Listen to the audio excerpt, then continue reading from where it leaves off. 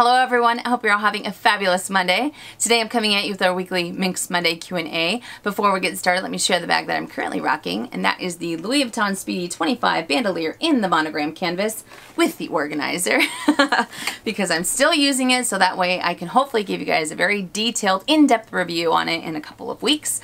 Alright, so grab your coffee, grab your tea, let's start your workout, let's go to work. Whatever it is that you do, come join me. We have some awesome topics to cover today. Starting with the first question from Maria Yamoka. Hopefully I said that correctly. In your videos, I have heard you say that you like to research an item before you purchase it. Can you please share with us the steps that you take to research an item? Fantastic question. Now, some people might think that I take it to the extreme because for the most part, I do spend quite a bit of time researching an item. Not to say that I don't impulsively buy items, but usually with those impulse purchases, they don't end up staying in my collection for too long. Probably because I don't do enough research on it, but everyone is different. For me, just doing thorough, extensive research works out. Now these are some of the steps that I end up taking. Not necessarily steps, but some of the things that I end up doing. I like to research on YouTube. I watch as many reviews as possible. I want to hear the good, the bad, and the ugly. I want to hear what people are saying. I also go into the comment section to see if people voice their opinions, if they have the bag or how it worked out for them. Usually in the comment section, you'll be able to find people that say, you know what, it didn't work out for me because of this and I ended up selling it or whatever it is. So it's a really great way to get more feedback. So definitely checking out videos on YouTube. I also like to go on forums, whether it's Purse Forum, Purse Bop, Brag My Bag. They have so many different amazing articles on some of these bags and their collections. So I like to be able to get information that way, and I also go into the comment section on those websites. Or the Purse Forum has so many different, just so much information out there. I love the Purse Forum. Another thing that I end up doing is that I also like to look at consignment shops. And I look at consignment shops because of two reasons. Number one, I like to see how the item ages. I'm able to see if it has structure loss. I'm able to see if, maybe it's prone for the hardware wearing in a certain spot. So let's say, it's a bag, let's say it's, example A, and this bag is something that I really like, but every consignment shop, online consignment shop that I have seen has the same type of wear in the same spot. So that's something that is really, that I'll take into consideration. Another reason why I like to go on consignment shops is because it's very helpful to see how, the resale value on an item. And I can really end up assessing if it ends up working out as far as either purchasing it pre-loved or going the brand new route. For example, the reissue. I talked about it last week, and I talked about it on my top 10 luxury wish list items, because that bag retails for $5,000, $5,500, $6,000. It depends on the style that you're going for. But on the resale market, it's anywhere from $2,500, $2,600, $2,200. But some of them have quite a bit of structure loss. So I'm able to see the loss that it has, and I'm also able to see how it ends up wearing. I also like to go. I'm telling you, I could talk about this for days. Maybe I should do a dedicated video on it. Let me know if that's something that would interest you guys.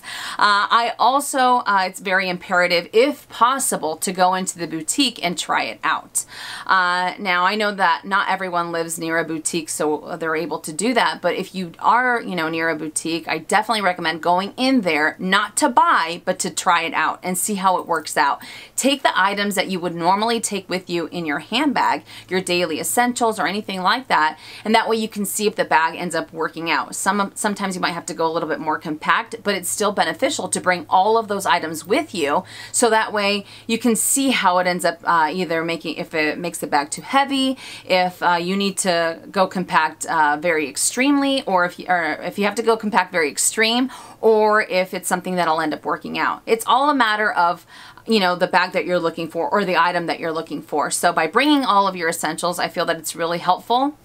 And that way you can assess it later on. But, to be able to try it on, see how it wears. Maybe it's too heavy. Maybe it's uncomfortable crossbody. Maybe it ends up sagging a little too much for your taste. Maybe this, maybe that. But you can get all of those maybes. You can get all of those what ifs out of the way when you're at the boutique. Plus, by going in there not to purchase, just to look at it, it really helps you, firsthand see the bag and by walking away from it, then you'll be able to have all of that information with you without necessarily thinking, okay, I'm going to go in there to buy. So it kind of takes that off of the table. And the last thing that I usually do is I'm kind of embarrassed to say it, but I stalk Instagram. People that, like, if I'm looking for a bag, I'll stalk Instagram. I'll put in, you know, the tag, and I'll see, like, let's say it's the Chanel Deauville. I can't even tell you how many profiles I looked at. Of course, they're open profiles, and I'm able to see people post on the Chanel Deauville. And by going into the comment section again, you're able to get some very, very candid feedback. And that's what I like about it. So sometimes people don't, you know, not everyone has a YouTube channel. Not everyone wants to voice their opinion on a bag necessarily. But sometimes you'll end up seeing those comments, and you know, it might make or break. There might be something they're just like, oh, I didn't even think of this, you know, thank goodness that I read that comment, or thank goodness I saw that. So I look at everything. I spend more time than I think I should researching handbags, but it's what works out for my lifestyle. And as I mentioned, not that impulse purchases won't work out, but I haven't had the best success with them sticking around, you know? And sometimes I feel that I can justify anything. Trust me, I can justify anything. If something's on sale, I will justify the price, if, you know, whatever it is. So I really have to think twice. And now I'm at a point in my life where I have to, you know, for me and my own sanity, I want to ensure that I'm adding bags to my collection that, number one, I will use, and number two, that they're going to work out for my lifestyle. You know, not necessarily going for a bag that's popular because it's popular, or because it's, you know, it's this or that or the other. It has to fit into my criteria, and it has to work out for me. So call me crazy, call me whatever you want, but those are some of the things that I do when it comes to to doing research. So hopefully that was able to help. And next one from Island Girl 8. For my birthday next month, would you recommend the Hermes Evelyn in black? Not sure if I love how narrow it is. My stuff piled on top of each other always held me back. A Chanel Mini, the new chevron light gold / rose gold, just because it's pretty. Or the Goyard St. Louis PM or GM, not sure, as it's been on my wish list forever and never pulled the trigger. Oh man, that is a tough question because all of them are beautiful, beautiful choices. The Hermes Evelyn holds its resale value. It's very, very comfortable from what a lot of my friends have been telling me. And the leather is just absolutely stunning. The new chevron light gold / iridescent one, oh my goodness, that color is just jaw-droppingly gorgeous, especially if you want to add variety to your collection. Personally, for me, I end up staying away from metallic pieces or metallic leathers only because of how they wear over time. It's not for me, but that doesn't mean that it's not gorgeous. And the Goyard St. Louis, I mean, the Goyard St. Louis is just a beautiful, beautiful tote. But out of all of those options, like I said, they are great options. What I would end up doing is maybe make a list of each of them, pros and cons, even though you did mention some of those, and then just go for the one that you find that you think that you'll end up using the most. And I know what you're talking about with the Hermes Evelyn. I did have, I had the O cases from Chanel. I had 2 of them, and kind of like you, or even with the 12-326 from Louis Vuitton, when you end up putting your items inside, they end up laying on top of each other, and sometimes it's a little bit of a nuisance. It's a little bit too fussy. So I understand what you're saying, but that's what I would end up doing. I would do a list of the pros and cons, you know, and be very honest with yourself, and then go from there and see which one makes, you know, makes your heart sing the loudest, or which one is the one that you'll end up using the most. And as far as sometimes when the items are very pretty, or sometimes when the items make your heart sing, there's also your gut instinct to take into consideration. For example, the Louis Vuitton Montaigne MM in the Empreinte Noir. A lot of you know I've talked about this bag multiple times, right? Talk about it all the time. I think it's a gorgeous bag. It's been on my wish list forever and a day. I've had multiple opportunities to add this bag to my collection, especially recently. I was selling it for a client and I had the option to purchase it. It was in my hands, you know what I mean? But I decided against it because even though it makes my heart sing, and even though I think it's a beautiful bag, I listened to my gut instinct because I was thinking maybe there's just something about it that I'm not too crazy about. And I finally figured out what that was. It's actually the handles on the Montaigne that, that kind of make me shy away from it. It's just not for me, but it is beautiful nonetheless. So it's kind of one of those things that sometimes, even if something is on your wish list for quite some time and you keep thinking about it, you keep thinking about it, but you've had opportunities to buy it, maybe it's because of your gut instinct, you know what I mean? Versus some of the other items or some of the other bags, I'm sure you've had this happen as well, where you go into the boutique, you purchase it, you don't even think twice about it, you know, but it's that hesitation that I feel is very important to listen to as well. But whichever one you choose, they're all beautiful choices, and very happy early birthday to you. And if you can, let us know if you already purchased it and what, you know, which one you ended up going for. But hopefully I was able to help. But I know what you mean. It can be very, very difficult. But again, I hope I was able to help. Next one from Jessica Peach. I'm looking into getting a beige flap in jumbo with silver hardware or gold hardware. Just wanted to know how your GST is going. Would be my first light colored bag. Great question. I absolutely love the Chanel jumbo in beige. There's something about it, whether it's the gold hardware or the silver hardware. I feel that with that color and either combination, I feel that it really elevates the bag. I feel that it makes it look that much more classic, that much more chic. But having said that, with my GST, I'm actually selling it. I'm selling the Beige Clair. I finally made the decision. I put it up on my Luxury Love Instagram page. And even though I am madly in love with the combination that it has, the Beige Clair has that really cool undertone, the gray interior with the silver hardware, just all of it. I think it works really, really well. But I am way, way too paranoid when it comes to using that bag. I'll have my outfit set aside and then I'll say, okay, I'm gonna go ahead and use the GST and Beige Clair. I'm so excited. And then when it comes down to it, I just can't bring myself to do it. Especially because I'm the type of person that I tend to use a lot of dark colored clothing. And sometimes for me, it's a lot easier to be able to switch out the bag than to switch out my wardrobe or to switch out my outfit. I'm very, very picky in a sense when it comes to my outfit.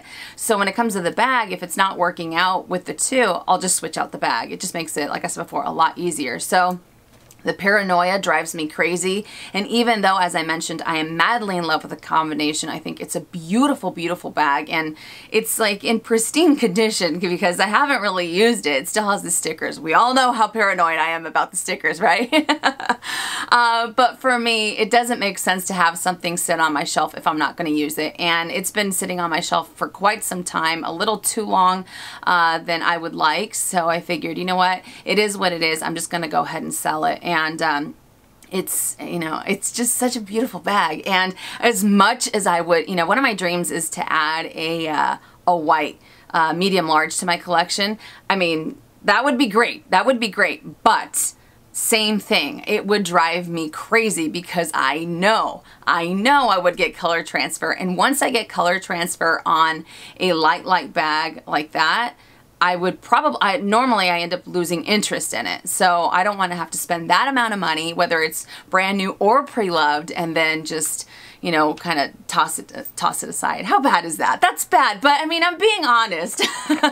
There are some other items that have color transfer, but when it comes to some of those bags, it's not for me, you know what I mean? So yeah, it's got to go. It's beautiful. I think it's awesome. If you don't wear a lot of dark colored clothing like I do, and if you want something just, like I said before, it really elevates the bag in my opinion. I love it in black and I love it in all those colors, but with the beige, there's something about it.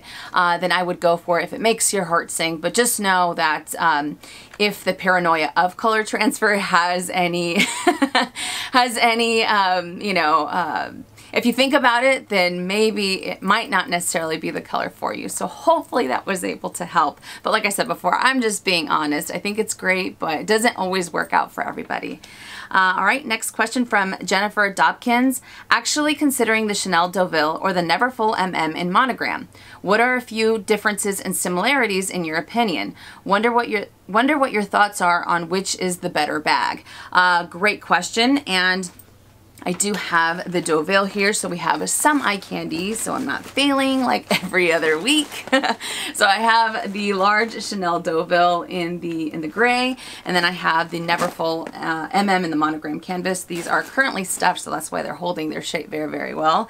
All right, so as far as similarities go, really, it's the fact that they're totes and the fact that you're able to see everything at a glance. The large size Deauville I like because you can end up putting it on your shoulder, so this is a shoulder bag. But both of these are absolutely beautiful bags. Now, as far as their differences go, I'd have to say that this one definitely has a lot more structure loss. If you don't use an organizer, if you don't use anything like that, sometimes when you end up setting the bag on its own and it doesn't have anything inside, it just kind of loses shape. It just kind of goes blah. You know what I'm saying? And the more that you use it, the softer that this material will get, so you'll be able to notice it a little bit more. Whereas the Neverfull, I really haven't experienced any structure loss. I mean, more so on the sides here. But not too much, not to the point where it just kind of falls over and it looks like it deflated or anything like that. It can be completely empty and it still sits in the upright position. Another difference that I would have to say is I find that this one, the Neverfull, is a lot more carefree than the Deauville, especially in this type of material, because with this one, I feel that you'll be able to see any type of not dinginess, but it can get a little dirtier on the corners if you put it down on some type of surface. So you run the risk of it getting dirtier a little bit quicker. And with the canvas, it's just very easy to wipe clean, whether it's Demi-Azur, Demi-Ben, or the monogram. If you end up getting a little stain, a little smudge or something like that, not color transfer, you're able to just be able to clean it off without a problem. Whereas this one just kind of gets deep set into the material. So both of them, like I mentioned, are beautiful. Both of them are great in their own way, but if you're looking for something a little bit more carefree, something a little bit more structured, then I would have to go for this one. And I also feel that this one is a little bit more lightweight than this one.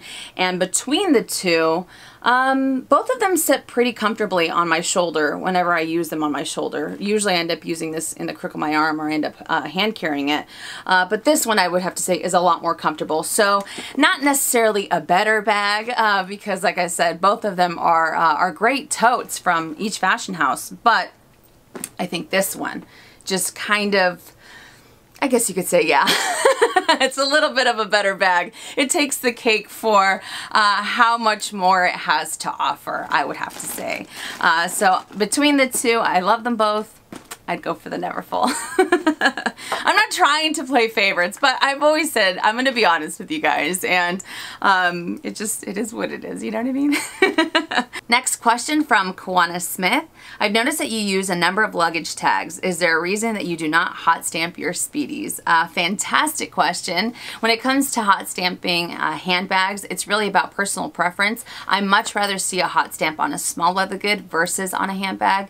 And on the speedies, I know that I can get it on the tabs, and I don't know, I just I like it. I love the way that it looks on other handbags, but for me and my own liking, I just prefer it only on small leather goods. That's why I'm so attracted to the luggage tags. Plus, I guess some people might say it's almost like a fear of commitment on the handbag, and there are a few bags that I said that I would never get rid of, especially my Speedy 30 and Demi-Azur, just because it has so much sentimental value, but I don't think I could bring myself to hot stamp it. I just wanted to stay intact, the way that it was, the way that I got it, and not really add anything else. And if I am to add something, I want it to be able to be removed if need be, you know what I mean? So whether it's a bandeau, a luggage tag, I used to have a bandeau on it for so long, or anything else, but for the most part, it doesn't even make any sense that I prefer it on small leather goods, but I'm crazy, I've told you guys, but I love the way that it looks on other bags, but not necessarily for me.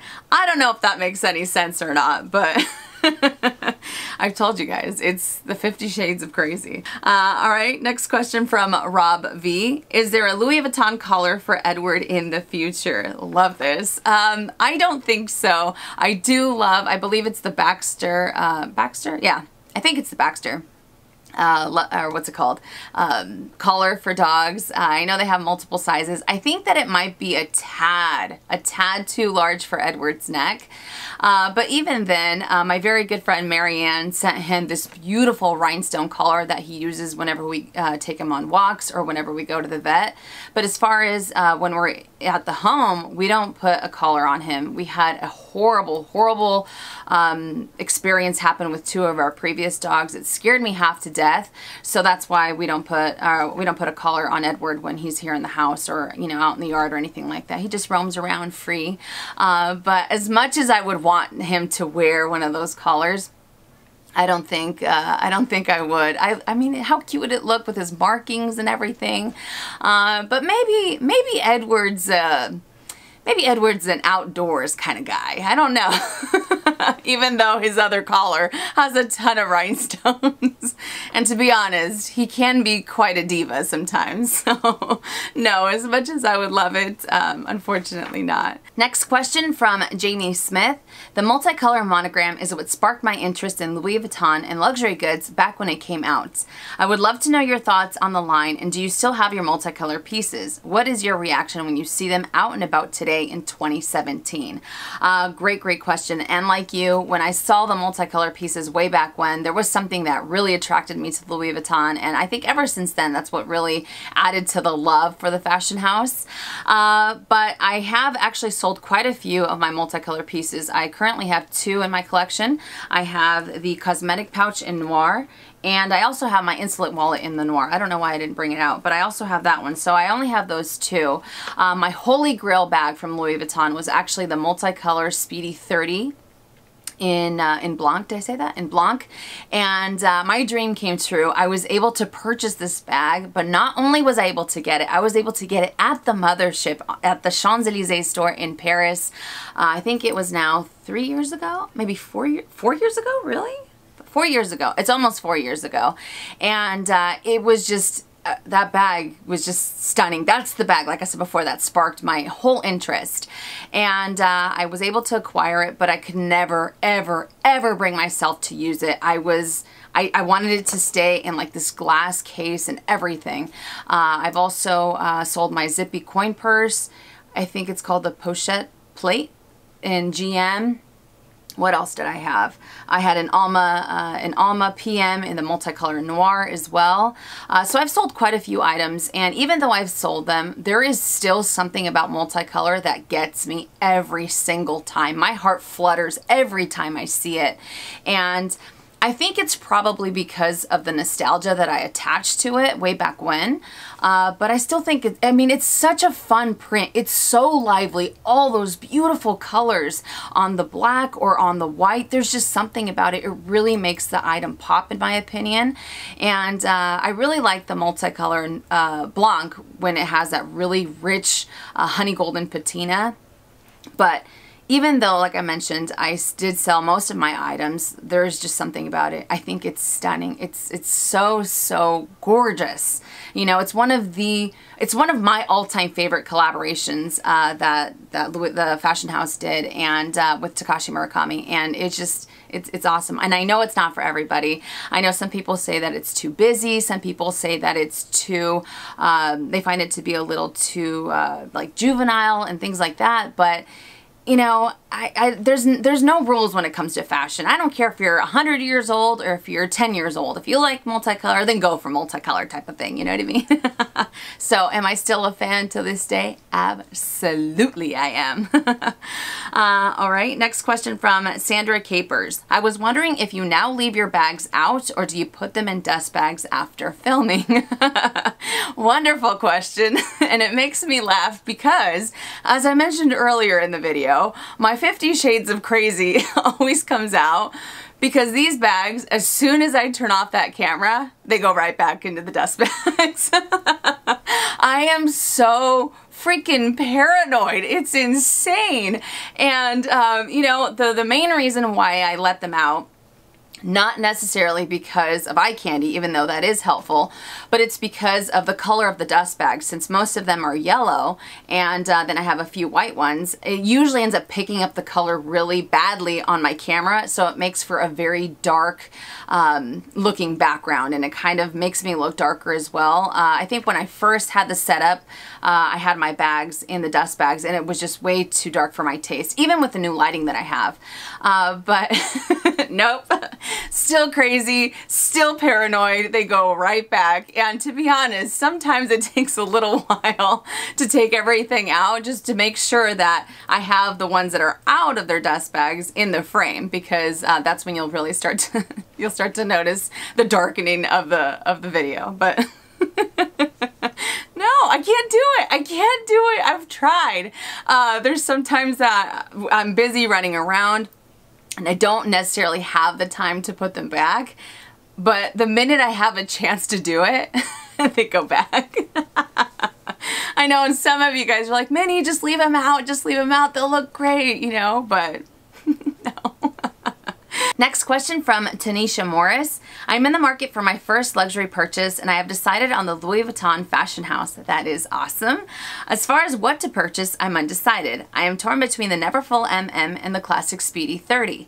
I was wondering if it's better for me to purchase both handbags and collect small leather goods later, or purchase one handbag, an SLG, and purchase the second handbag at a later date. This is a fantastic question and there are a few ways to look at it. For me, usually I end up going for a small leather good first whenever I'm thinking about going into a fashion house. That way I can really get a feel for the brand. I can really get a feel for the leather, the canvas, or the hardware, whichever it is that you're looking for, you know, whichever type of material you're looking for. Plus, I feel that when it comes to small leather goods, you're able to interact with them a lot more than you would a handbag. However, if you are thinking no matter what, I'm going to get a Louis Vuitton, then I would suggest going for the handbags only because of their price point. I know that some of the items have already increased in the price point has already increased, so I don't know if we're headed for a price increase before the holidays hit. I have no idea. I'm not trying to start any rumors, you guys know that, but to me, it's always that looming thing. What if there's a price increase? What if there's a price increase? So if I can avoid a price increase at any point in time with a handbag, it makes it a lot easier, because the small leather goods, those only end up increasing, I think it's $10, $20. It depends on the item. There's no set, you know, it's not like flat across the board. But with those, I feel that if they increase $5, $10, $20, it won't be as much as, say, a Neverfull, because they are so popular, or a Speedy, a classic Speedy. Those end up increasing anywhere from $150 to $200. It depends. So because of that reason, I would go for the handbags first. But as I mentioned, anytime that we can avoid a price increase on something that we've had our eye on, that's always best. And that way, let's say that it does increase after you purchase it, then you can end up going for the small leather goods and you don't have to worry about the bag, you know what I mean? So that's what I would end up doing. Either one, whichever one's your personal preference, but I think definitely going for the handbags first, or maybe if you want to do one first that maybe makes your heart sing more than the other, if you're still undecided, then I would go that route. But hopefully that was able to help. Alright you guys, so that does it for our Minks Monday Q&A. I hope you enjoyed it. I hope I was able to help with your questions. Now for this week, to be honest, I'm kind of, I don't know what exactly I should do for videos this week. I'm kind of at a loss. I know that I have a couple comparison videos that I can do. Maybe I'll wait till next week to do that. I know I've had some suggestions from some of you guys to do my updated small leather goods collection from Louis Vuitton, or my updated small leather goods from Chanel. I do have some mail time from you that I wanted to share with you later this week. But besides that, let me know, give me some feedback of some of the things that you would like to see. Not necessarily a handbag collection video. I usually like to do those every year. It just makes it a little bit easier.